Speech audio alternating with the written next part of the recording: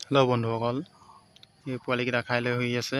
যোৱাকালি পোৱালি দিলে, এতিয়া খাই বৈ শুই আছে।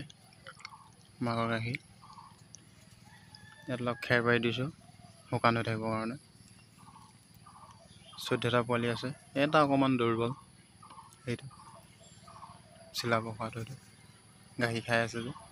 বাকীকেইটা সুস্থ, মানে অকণমান পংগু টাইপৰ। এজনী মাকজনী